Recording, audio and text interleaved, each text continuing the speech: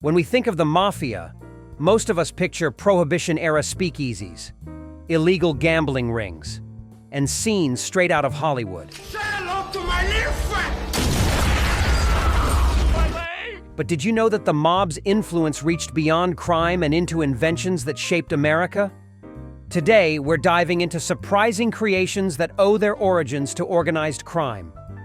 The slot machine, one of America's favorite gambling devices, didn't start as a mafia invention, but it became one under their control.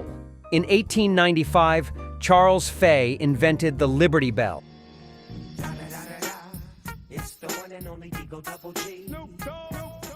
The first true slot machine. By the 1920s, as gambling laws tightened, the Mafia stepped in. Organized crime syndicates saw its potential and turned these machines into a lucrative business. Mob figures like Meyer Lansky orchestrated the placement of these machines in bars, clubs, and shops.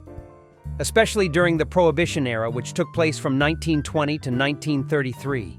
Their distribution ensured the slot machine's survival and dominance, paving the way for its modern popularity. By the 1950s, Vegas casinos, many of which were mob-controlled, featured rows of slot machines that became a major source of revenue. In 1970, Nevada's gambling profits reached $1 billion annually, much of it driven by these machines. And let's not forget, this thriving industry came out of illegal gambling operations perfected by the mob. One you might not expect. The modern pizza delivery model owes some credit to the mob. In the 1920s and 1930s, Mafia-run speakeasies often doubled as restaurants, serving Italian dishes, including pizza. When Prohibition began in 1920, these establishments needed new ways to attract customers. Pizza, being portable and affordable, became a favorite. Pizza, pizza, pizza! Everybody loves pizza, and we're not... By the 1940s, Mafia influence extended into urban neighborhoods where pizza parlors flourished. Many of these were mob fronts for laundering money, but they also pioneered the delivery model we use today. As car ownership surged in the 1950s, pizza delivery became a booming business, setting the stage for the national pizza chains we know today. The mob's role in popularizing and organizing these operations was an unintentional gift to modern logistics. Las Vegas wouldn't be the glitzy capital of gambling without the Mafia. It all started in the 1940s, when Bugsy Siegel, a mobster with grand ambitions, envisioned the Strip as more than just a gambling hub.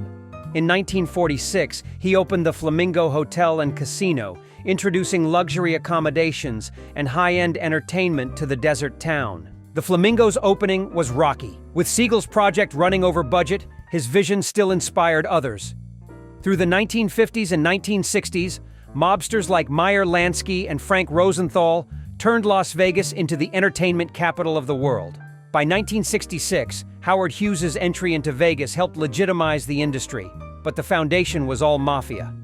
And let's not overlook the neon signs. The mob invested in making Vegas visually unforgettable, funding the creation of towering signs that drew visitors from miles away. These signs became an integral part of the Vegas aesthetic. Before state lotteries existed, there was the numbers racket, a gambling system run by organized crime in urban neighborhoods. Dating back to the 1920s, this informal lottery allowed everyday people to bet small amounts for a chance at big winnings. The system thrived, especially in cities like New York and Chicago. The numbers racket was so ingrained that during the Great Depression, it provided a rare source of hope and excitement. By the 1960s, however, governments started to crack down, adopting the same model for state-run lotteries. In 1964, New Hampshire introduced the first legal state lottery, inspired by the Mafia's methods. The irony is striking. A system once condemned as illegal became a government-run enterprise, generating billions in revenue. Without the Mafia's innovation, we might not have state lotteries as we know them today. The Mafia's bootlegging operations during Prohibition didn't just supply illegal alcohol, they revolutionized logistics. To evade law enforcement, mobsters created intricate supply chains, using hidden compartments in trucks and secret warehouses. These innovations laid the groundwork for modern distribution networks. After Prohibition ended, many mobsters applied their logistics expertise to legal businesses, including food and beverage distribution. One specific technique involved staggered deliveries, ensuring no single vehicle carried the full shipment, a practice still used in supply chain management today. Fashion may not be the first thing that comes to mind when thinking about the Mafia, but their influence on style was significant.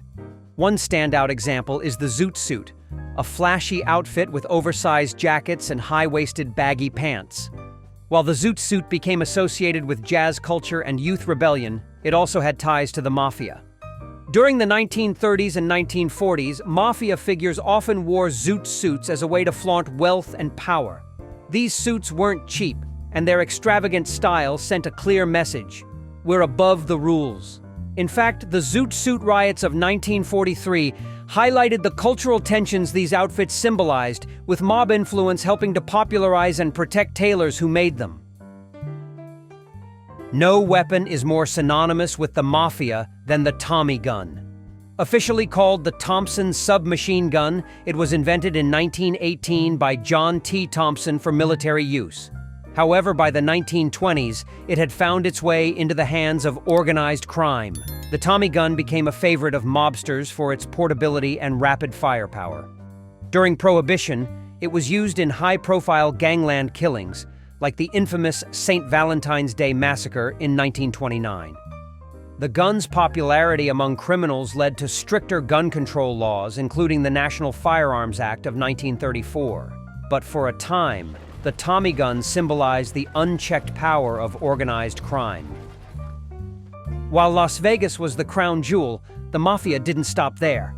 By the 1970s, mob families expanded their gambling operations to Atlantic City. When New Jersey legalized casinos in 1976, it opened the door for organized crime to dominate the industry there.